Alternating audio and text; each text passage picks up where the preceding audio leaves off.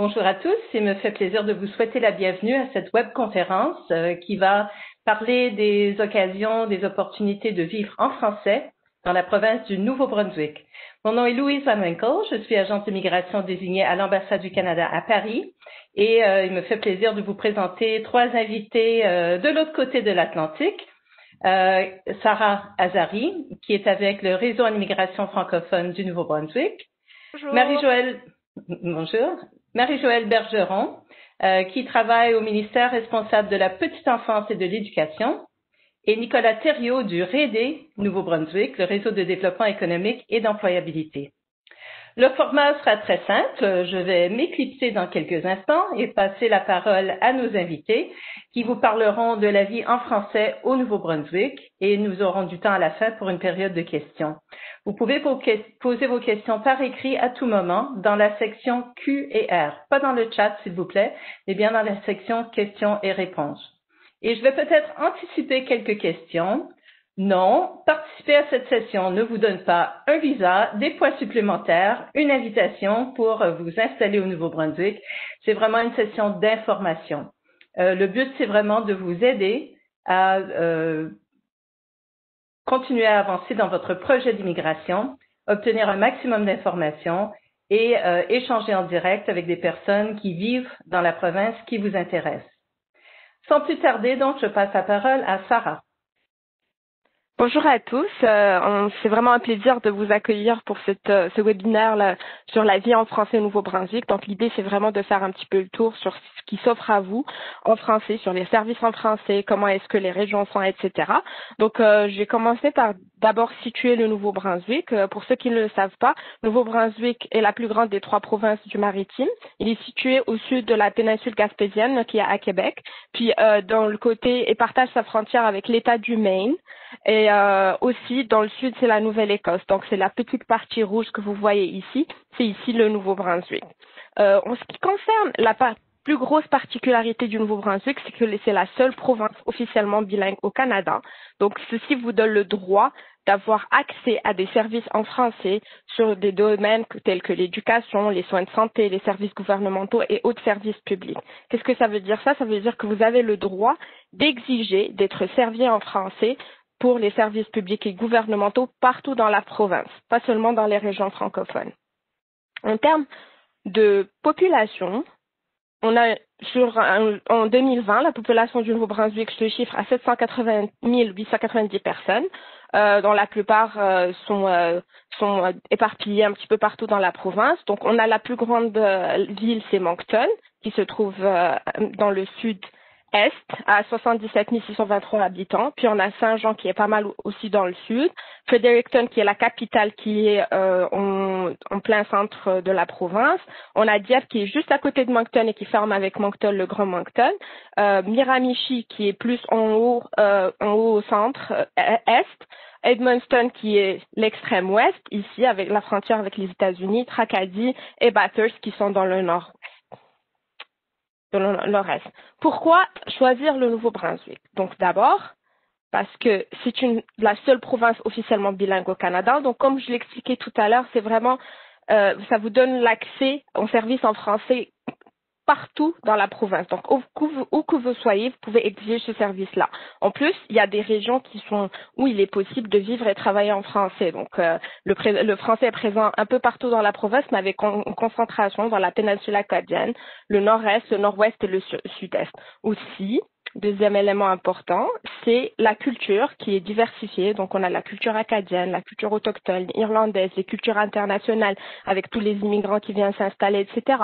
Un mode de vie relaxant. Qu'est-ce que ça veut dire ça? En fait, il y a une possibilité au Nouveau-Brunswick d'allier vie professionnelle et personnelle à travers les emplois de temps au travail, la proximité du lieu de travail, le temps de voyage. On va voir ça tout à l'heure à hébergement.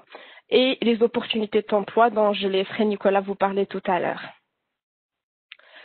Pour le Nouveau-Brunswick, c'est la proximité, c'est être à la maison en 20 minutes, c'est vivre dans une communauté à échelle humaine, c'est avoir du temps pour la famille, être à 2 pas de vos activités plein air favorites et plein d'autres choses. Donc, il faut vraiment prendre ça en considération, cette possibilité en fait d'explorer le Nouveau-Brunswick à travers les espaces verts, à travers les parcs provinciaux. On en a 12, 2 parcs nationaux, la culture acadienne, les plages et les espaces verts, comme j'avais dit tout à l'heure.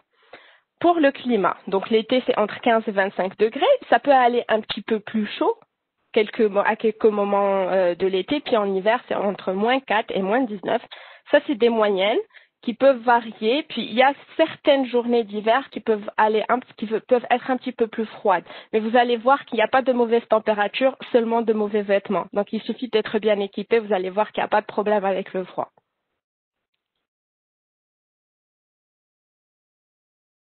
Le revenu d'emploi au Nouveau-Brunswick. Les travailleurs qui ont travaillé toute l'année en plein temps en 2015 ont reçu 54 011 $ et le revenu total médian des ménages en 2015, c'était 59 345 $. C'est plus 11% comparé à la période d'avant. Comme je disais tout à l'heure, la possibilité d'allier qualité de vie personnelle et professionnelle se trouve aussi dans le déplacement. Il n'y a pas beaucoup de trafic, il n'y a pas beaucoup d'embouteillage et la durée moyenne du déplacement domicile-travail au Nouveau-Brunswick est de 18,9 minutes comparé à 26,2 minutes pour le reste du Canada. Donc cela permet non seulement une proximité de la famille, mais aussi de pouvoir profiter de votre famille, de vos enfants après le travail.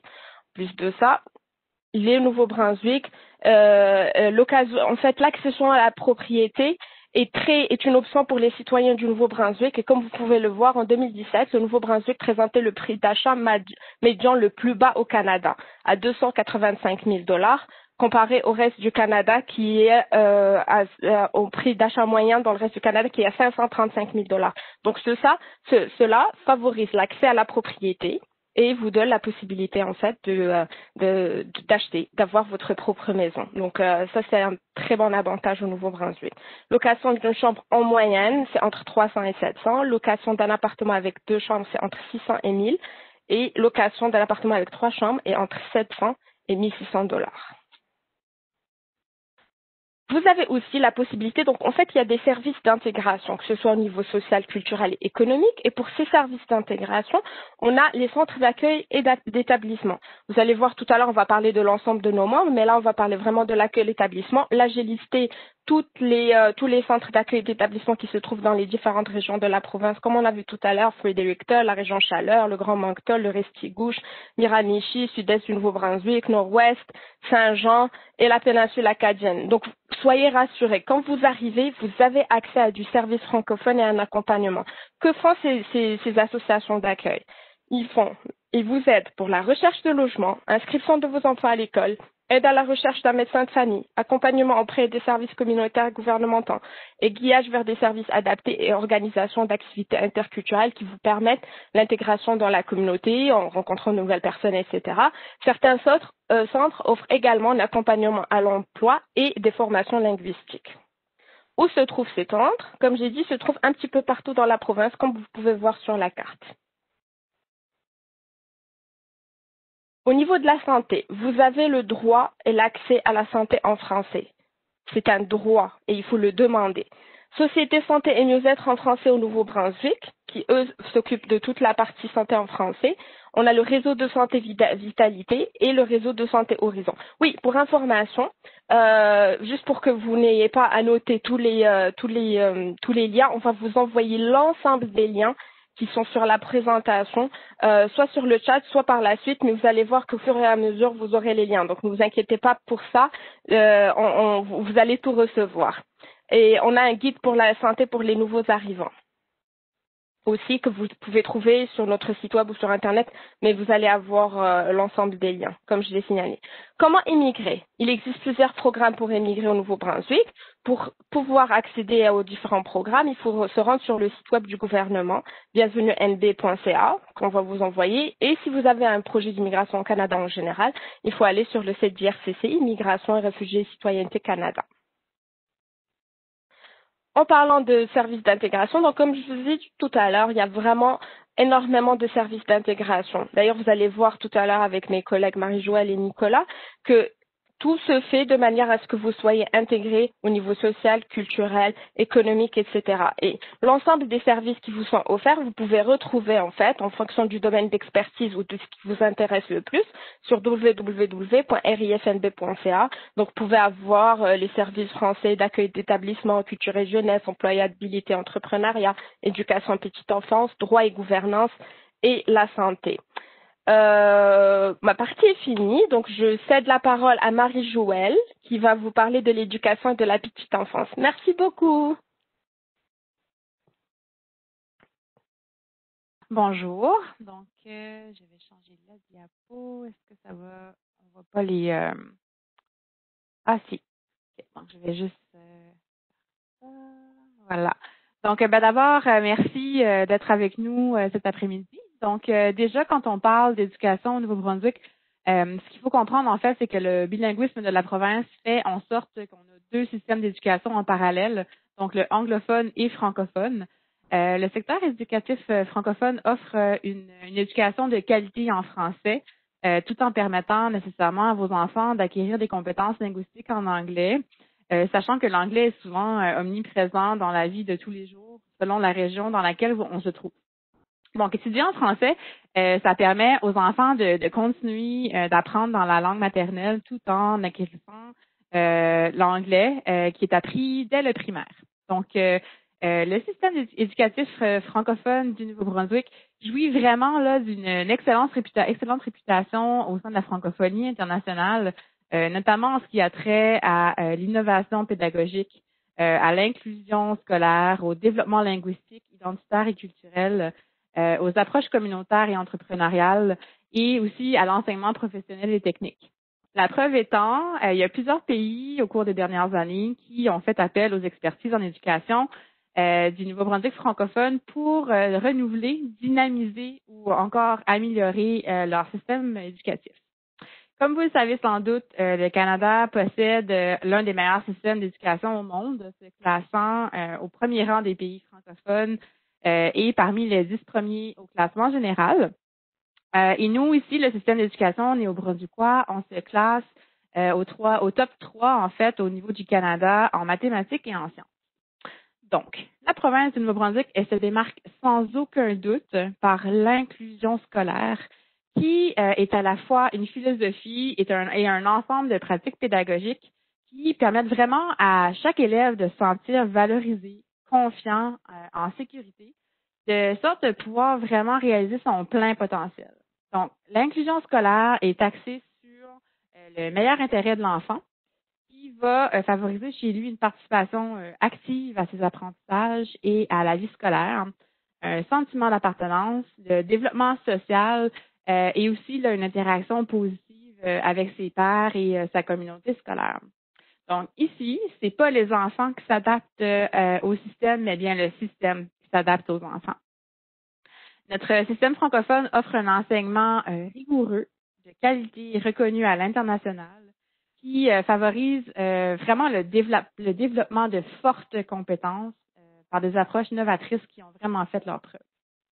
Le système francophone offre une approche pédagogique humaine et citoyenne et un enseignement innovant qui va vraiment placer l'élève là au centre de ses apprentissages dans un environnement humain et bienveillant qui va vraiment favoriser là, le développement global de l'enfant. Ça va permettre aux élèves de devenir des citoyens épanouis qui sont dotés d'une pensée critique et créative. Donc, le modèle éducatif qui est au centre, qui place l'élève finalement au centre de ses apprentissages et qui favorise son épanouissement global, ben, en fait, ce qu'il faut comprendre, c'est que notre modèle, il sort du modèle qui est traditionnel. C'est-à-dire que nos enseignants agissent comme des facilitateurs des apprentissages des élèves. Les jeunes sont responsabilisés et actifs dans leur apprentissage. Donc, les enseignants vont guider les élèves dans l'acquisition des connaissances et le développement des compétences. Donc, à l'issue de leur parcours scolaire, là, on vise vraiment à ce que les jeunes soient épanouis, ouverts sur le monde, outillés pour leur vie professionnelle et citoyenne. Donc, au niveau de la petite enfance, donc on a des garderies francophones disponibles partout dans la province. Les centres de la petite enfance, ils vont accueillir des enfants de 0 à 5 ans. Ce programme-là est facultatif, en fait, et payant. C'est un complément aux programmes scolaires qui sont dans les écoles primaires. Donc, finalement, c'est un petit peu comme ça permet la transition en douceur là, vers la maternelle, ce que vous appelez la crèche. Donc, il y a énormément d'outils qui sont développés pour appuyer les parents et favoriser le développement des enfants. Donc, les services de garde, ils se présentent sous différentes formes, mais sont vraiment divisés en 2 catégories. Soit les services de garde agréés, qui sont des services en garderie ou dans des foyers garderies de type communautaire, qui sont inspectés de façon régulière par le ministère de l'Éducation et du Développement de la petite enfance. Elles vont répondre à des normes spécifiques en ce qui a trait au nombre d'enfants, à la superficie par enfant, l'alimentation, la santé, la sécurité. Alors qu'on a, en deuxième lieu, les services de garde qui sont non agréés ou non réglementés, sont moins assujettis là, aux exigences prévues par la loi, ou surveillés ou inspectés. C'est surtout des services qu'on va trouver assurés par des nourrices, des gardiennes privées, des amis, des parents. Ils sont fournis soit en milieu de résidence des parents ou encore en service du fournisseur ou au milieu du service du fournisseur. Donc, parmi les options qui s'offrent à vous au niveau des garderies éducatives, il y a les centres de la petite enfance et il y a aussi les garderies éducatives en milieu familial. Donc, ces garderies éducatives en milieu familial sont autorisées à fournir des services de garde à un petit nombre d'enfants au domicile d'un particulier. Donc, ces garderies sont inspectées et surveillées là, par le ministère de l'Éducation et du Développement de la petite enfance. Parmi les avantages qu'on retrouve pour les enfants, c'est qu'en fait, souvent, ces garderies peuvent se trouver peut-être à proximité du lieu de résidence, ce qui fait qu'on peut établir nécessairement un lien plus positif et enrichissant avec le voisinage dans un milieu sécuritaire et inclusif grâce à l'application d'un programme qui est vraiment fondé là, sur l'expérience. Donc, l'enfant va vraiment apprendre par le jeu et des activités qui sont choisies là, en fonction de ses propres intérêts et des besoins développementaux. Et pour les parents, donc c'est vraiment, ces services de garde sont accessibles, abordables et inclusifs pour les enfants. Les garderies éducatives en milieu familial peuvent offrir des heures d'ouverture peut-être un peu plus souples et flexibles pour mieux adaptées en fait pour répondre aux besoins des familles. Donc, je vous suggère de commencer à faire votre recherche assez tôt, hein, si vous avez un projet d'immigration en cours, pour regarder au niveau des services de garderie, parce que plusieurs ont déjà des listes d'attente. Donc, c'est important de pouvoir déjà savoir quel type de centre vous convient et convient à vos enfants. Et n'attendez surtout pas à la dernière minute. À savoir que le curriculum éducatif de la petite enfance est vraiment axé sur découvrir, apprendre, créer et développer pour vraiment développer le plein potentiel des enfants. À ne pas oublier aussi que la loi, selon les lois canadiennes, les enfants en deçà de 12 ans ne peuvent pas être seuls à la maison. Donc, vous allez avoir nécessairement besoin de supervision. Donc, il y a aussi des garderies qui sont disponibles après les heures de classe pour vous permettre à vos enfants d'y aller. Évidemment, ces services sont payants. Donc, au niveau des écoles primaires et secondaires, donc tout comme le reste du Canada, le Nouveau-Brunswick est sur le même modèle, c'est-à-dire que l'éducation est gratuite. Les élèves vont débuter par la maternelle, donc la crèche. Ils vont aller jusqu'à la 12e année. Donc, les élèves sont dans le système scolaire de leurs 5 ans jusqu'à les 18 ans environ. Donc, les niveaux scolaires sont divisés en 2 grandes catégories, soit le primaire et le secondaire. Donc, le primaire, il va commencer de la maternelle et va se rendre jusqu'à la 8e année. Après ça, les élèves vont changer d'école pour aller à l'école secondaire, donc de la 9e à la 12e année. Règle générale, les enfants vont aller à l'école de 8h30 au primaire, de 8h30 à 14h30. Évidemment, ça varie en fonction des écoles. Alors que les élèves du secondaire, ils vont aller jusqu'à les 15h30, voire 16h, sachant qu'il y a une panoplie d'activités parascolaires telles que des équipes sportives, musicales, l'improvisation, théâtre, etc. Nous comptons 3 districts scolaires francophones, donc le sud, le nord-est et le nord-ouest. Le district francophone sud, il va regrouper les 3 plus grands centres urbains de la province. Donc, c'est avec la plus grande densité de la population et de la population immigrante. Il y a donc des agents d'établissement qui sont dans les écoles pour faciliter l'intégration des nouveaux arrivants. Le district du Nord-Ouest accueille également un nombre important de nouveaux arrivants et peut aussi compter sur l'appui des centres d'accueil, comme Sarah le présentait tout à l'heure, centre d'accueil pour les nouveaux arrivants qui va permettre une série d'activités pour faciliter l'arrivée, l'accueil des familles tout au long de l'année, faciliter le réseautage. Et le district Nord-Est, quant à lui, a des plus petites écoles, ce qui permet un service peut-être un peu plus personnalisé avec les élèves et on peut compter nécessairement sur l'appui d'un centre d'accueil, effectivement, également. Donc, si certains services vont varier en fonction des districts, ce qui ne change pas, par exemple, ça va être la qualité de l'enseignement. Parce que étudier en français au Nouveau-Brunswick, c'est vraiment donner une longueur d'avance à vos enfants. Donc, je terminerai ma présentation avec ces liens utiles. Donc, vous avez les 3 districts scolaires. Vous pouvez aller chercher plus d'informations par l'entremise de leur site Internet ou encore vous rendre sur notre site du gouvernement du Nouveau-Brunswick qui régit l'éducation et la petite enfance. Et puis, si vous voulez plus d'informations en tant que futur parent, vous pouvez aller aussi sur l'Association des parents francophones du Nouveau-Brunswick. Donc, ça clôt ma partie de présentation et je passe la parole à Nicolas. Parfait, bonjour. Merci Marie-Joëlle pour ce survol d'éducation chez nous. Moi, je vais vous parler un peu plutôt du secteur du domaine du travail. Donc, on va passer au diapo.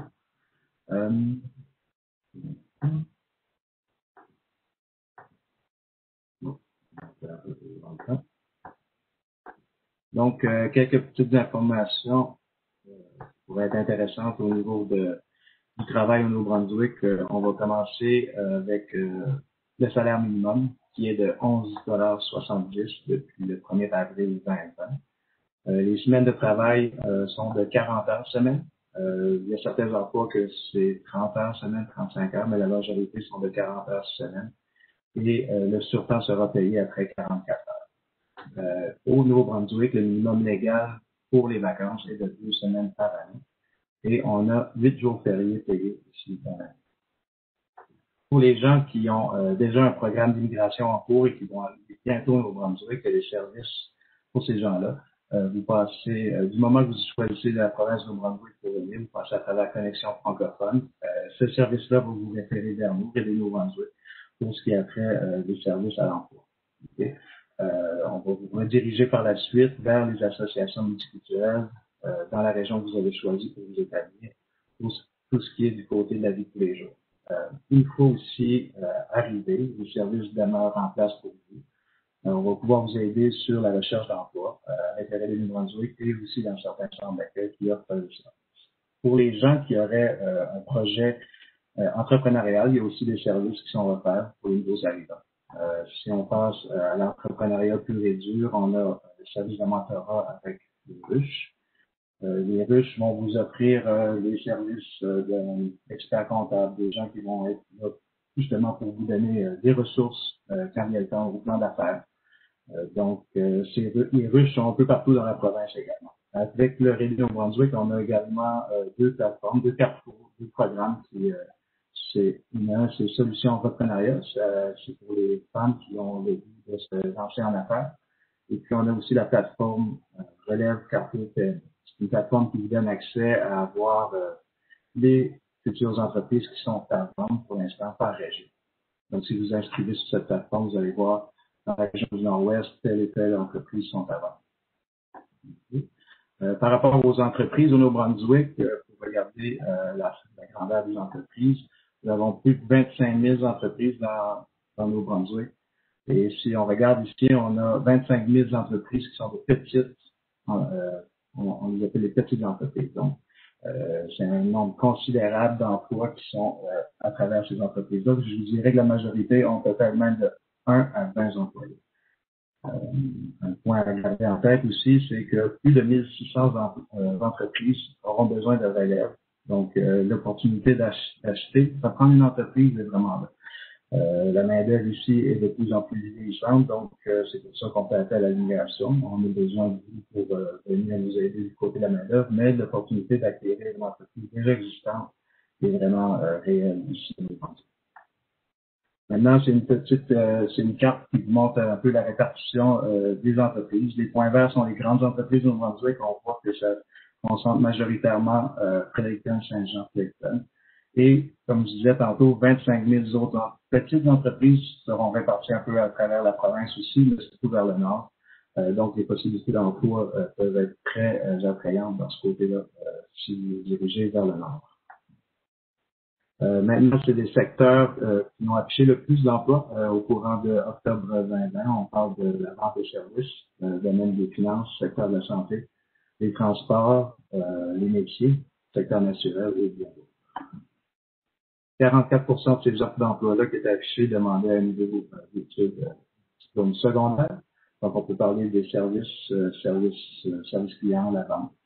27% des offres d'emploi affichées demandaient une formation collégiale, professionnelle, donc peut-être des métiers, certains services domaine de la santé.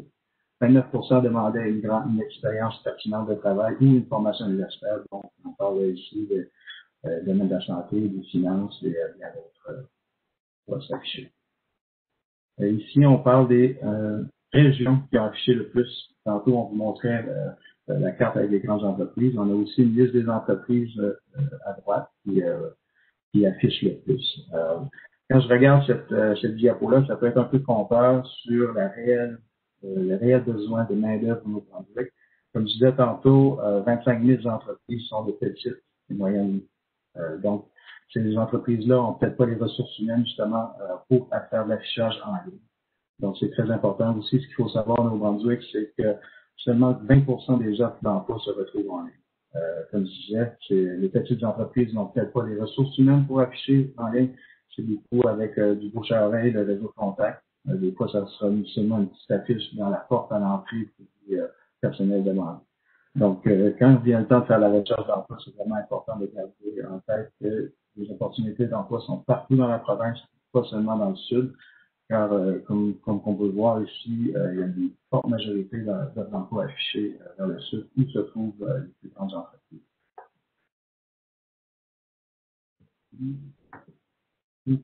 Maintenant, pour ce qui est de travailler en français au Nouveau-Brunswick, dans la province bilingue au Canada, est-ce que c'est vraiment possible? Le bilinguisme, comme ça vient de le démontrer tantôt, vous avez droit au service, mais quand vient le temps à l'emploi, la majorité des offres d'emploi vont demander d'être bilingue.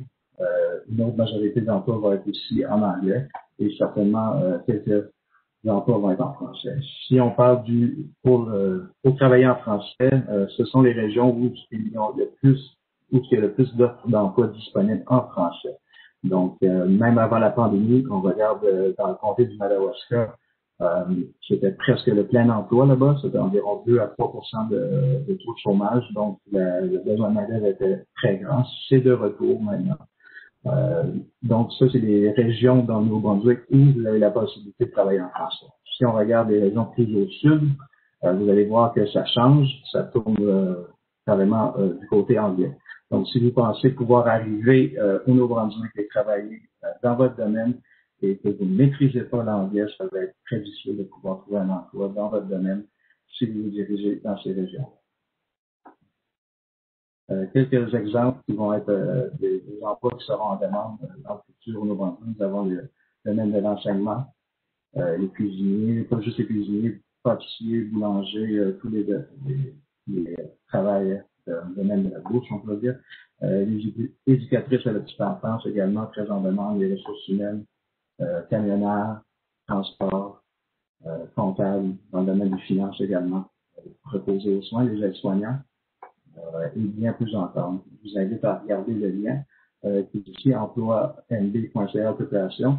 Vous avez, c'est un lien très utile. Vous avez seulement besoin de mettre votre code CNP et ça vous donnera une idée de la tendance du marché de l'emploi pour les 3 prochaines années, pour les 10 prochaines années également. Donc, si vous avez un projet d'immigration sur le plus long terme, peut-être une réorientation de carrière pourrait être effectuée pour acquérir de l'expérience dans ce domaine. Il faut faire attention aussi à certains domaines qui sont dans le domaine qui seraient services qui sont réglementés. Au Nouveau-Brunswick, nous avons plusieurs métiers qui sont réglementés. Donc ici, vous pouvez consulter les liens qui sont sur la page pour voir si votre métier fait partie de ces listes. Pour faire de la recherche d'emploi, on a chez Emploi, c'est le service du niveau fédéral. Puis on a aussi Emploi NB, c'est au niveau de la province. Sur nos médias sociaux aussi au Rédé Nouveau-Brunswick, la page Rédé Emploi, on affiche régulièrement des offres qui sont disponibles. Donc, je remercie Sarah et Marie-Joëlle, puis je remercie surtout Louise de nous avoir accueillis et de pouvoir faire cette présentation sur la province. Merci.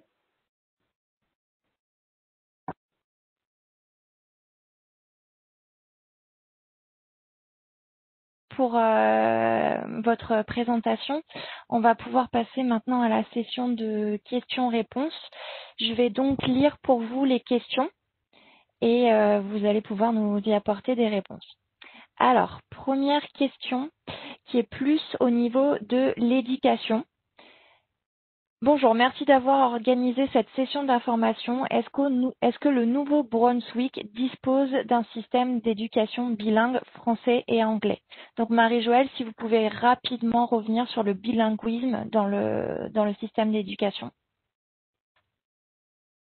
Comme je l'avais dit au début de la présentation, le bilinguisme de la province fait en sorte qu'on a deux systèmes en parallèle, donc anglais et français. Donc en parallèle. Donc on utilise soit en français, on utilise soit en anglais, sachant que dans les cours dans l'éducation en français, on apprend nécessairement à maîtriser l'anglais. Alors, autre question, toujours au niveau de l'éducation, mais cette fois-ci plus pour les enseignants. Quelle est la procédure à suivre en tant qu'enseignant ayant été formé à l'étranger pour exercer au Nouveau-Brunswick? J'y vais. Donc, je regardais mon collègue Nicolas. Donc, première chose, c'est de vérifier au bureau du de vérifier si votre diplôme est reconnu. Donc, on pourra vous envoyer les liens. Et donc, communiquer avec le bureau du registraire pour entamer la reconnaissance des acquis, pour vous assurer que vous pouvez être reconnu et pouvoir avoir la certification pour pouvoir être en mesure d'enseigner par la suite. Et voilà. Alors maintenant, une question plus au niveau des domaines qui recrutent en ce moment au Nouveau-Brunswick. Je suis entrepreneur dans le domaine de l'électricité. Est-ce que c'est un secteur où il y a de l'emploi en ce moment? Oui, je dirais certainement. Il faut faire attention.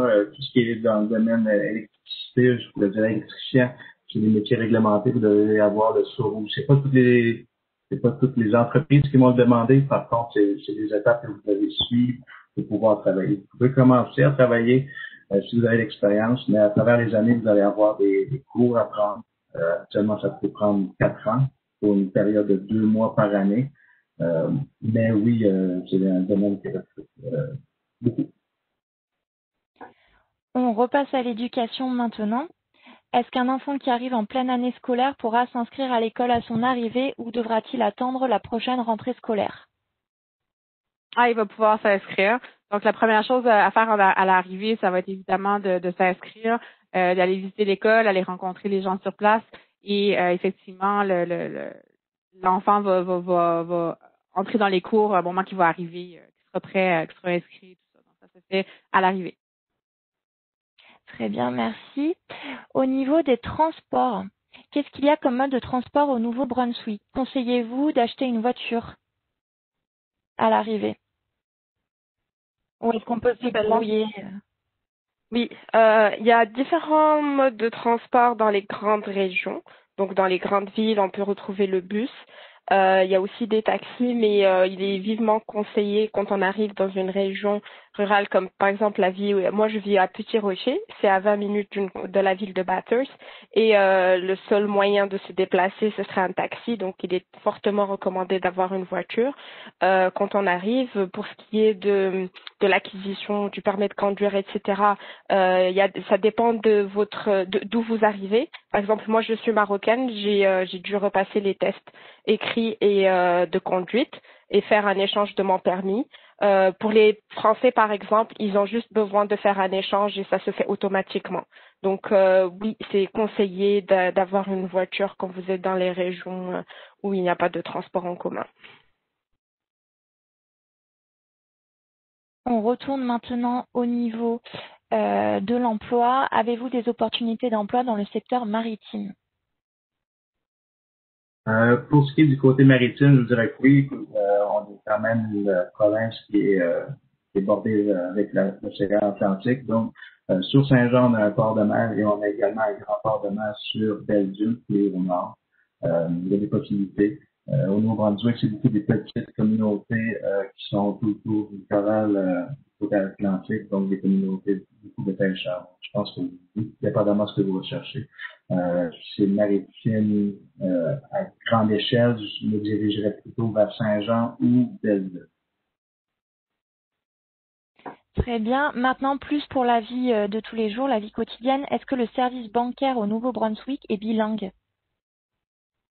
Est-ce qu'on peut avoir accès du coup au service bancaire en français? On vous entend pas, Sarah.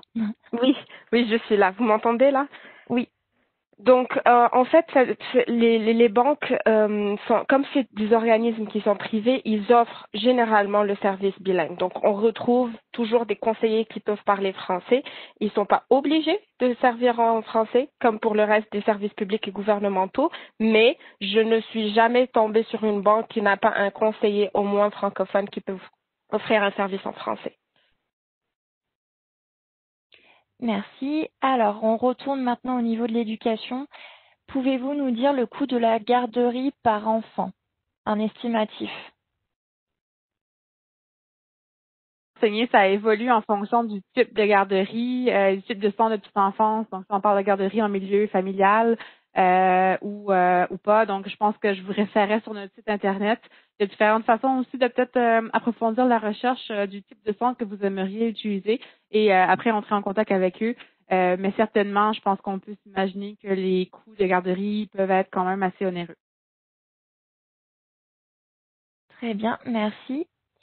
Alors maintenant, plus au niveau de la vie de tous les jours. Donc, quels sont tous les jours?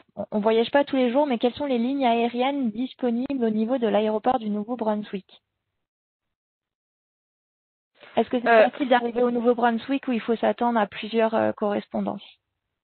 Il faut s'attendre à quelques correspondances, généralement une, parce qu'il y a des vols directs très souvent entre Moncton, Montréal, il y a des vols avec Ottawa, etc.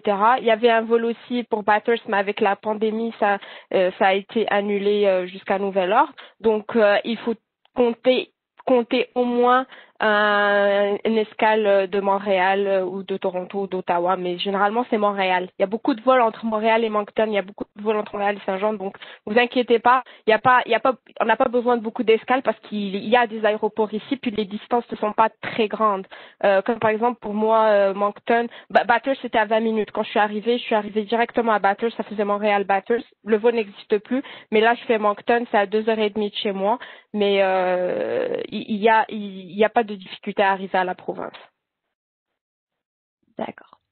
On repasse sur l'éducation. Alors, est-ce que pour les crèches, il est facile de s'inscrire ou il y a une sorte de réservation? Comme par exemple, en France, on sait que ça peut être compliqué pour inscrire un enfant à la crèche et les délais d'attente sont parfois très longs. Est-ce que c'est la même chose au Nouveau-Brunswick? Oui, effectivement.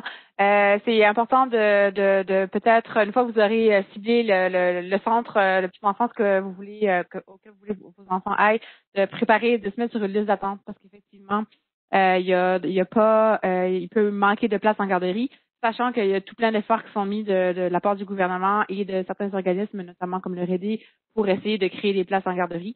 Mais donc, oui, conseil le plus tôt possible de se mettre sur la liste d'attente.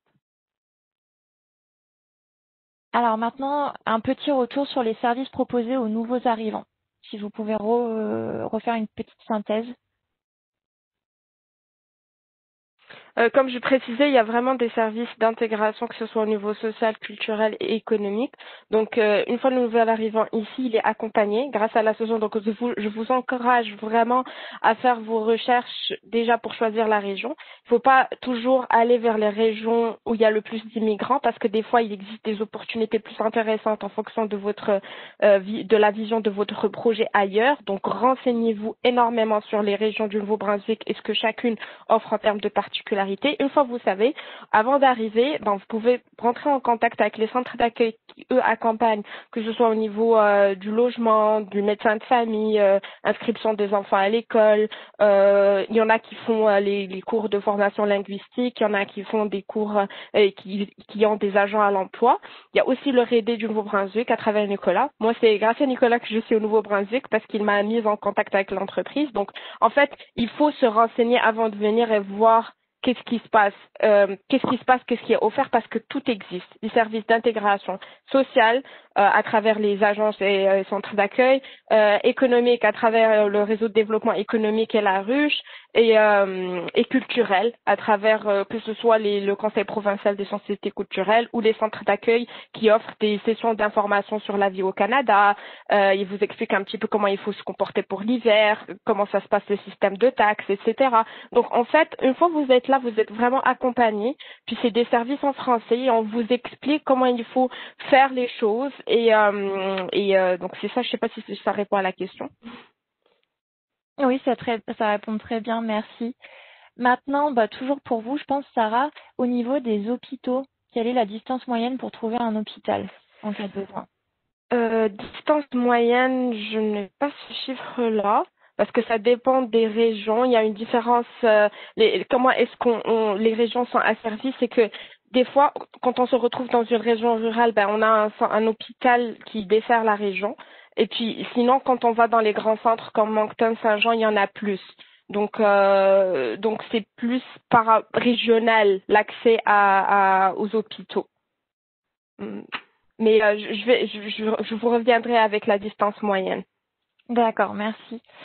Au niveau de l'emploi, est-ce que vous avez des conseils à donner pour faciliter la recherche depuis l'étranger?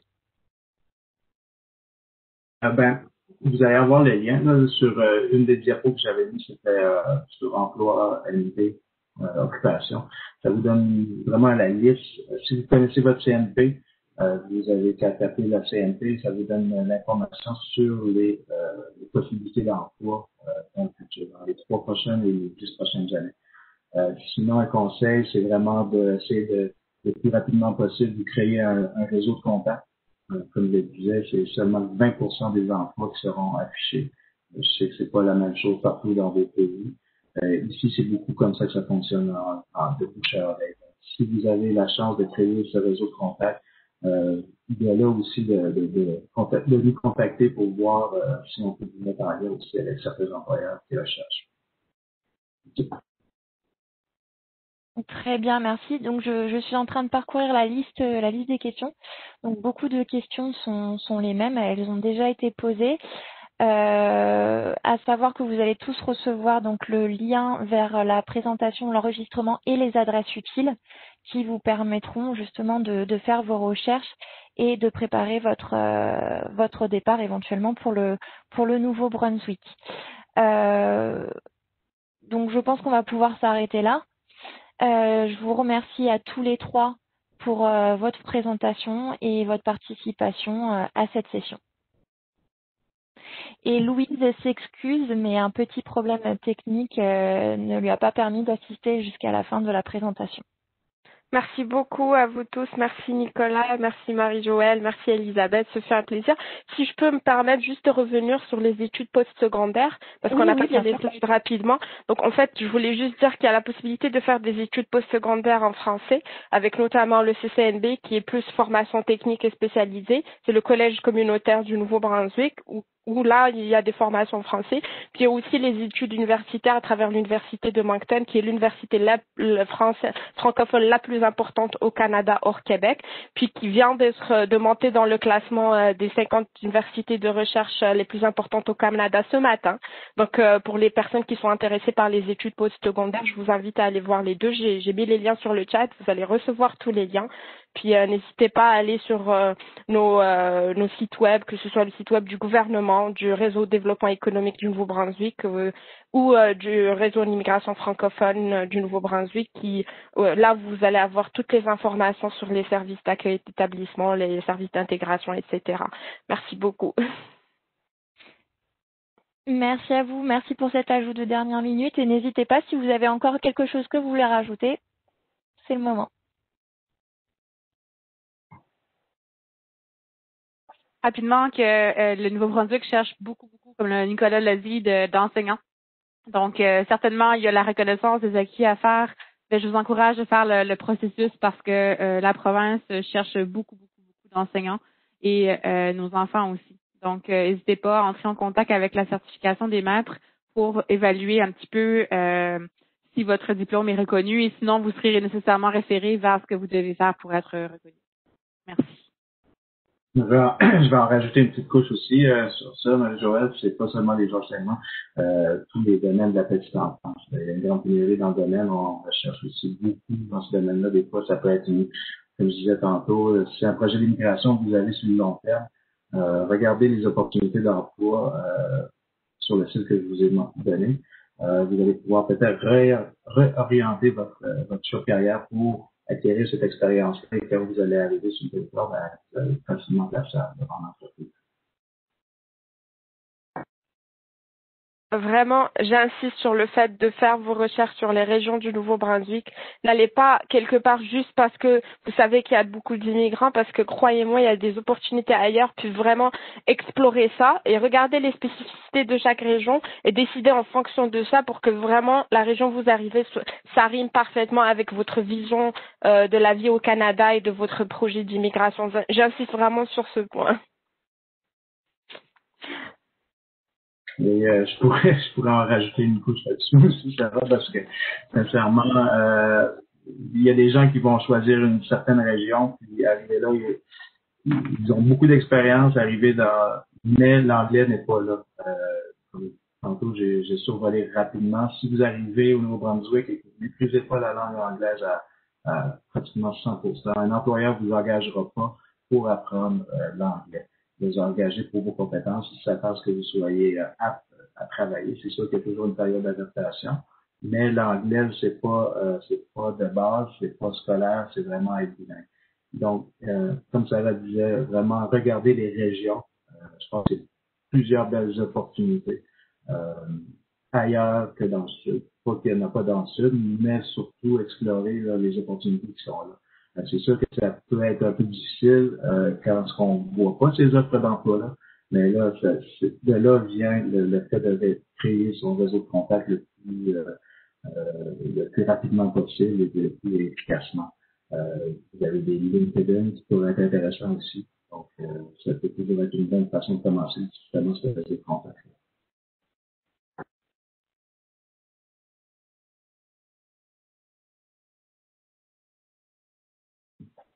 Pour cet ajout et j'espère que vous avez convaincu notre public de tenter l'aventure au Nouveau-Brunswick. Je vous souhaite à tous une bonne fin de journée ou une bonne journée et je vous remercie pour votre participation. Merci à tous et merci aux participants aussi. Merci beaucoup. Au revoir. Au revoir. Au revoir.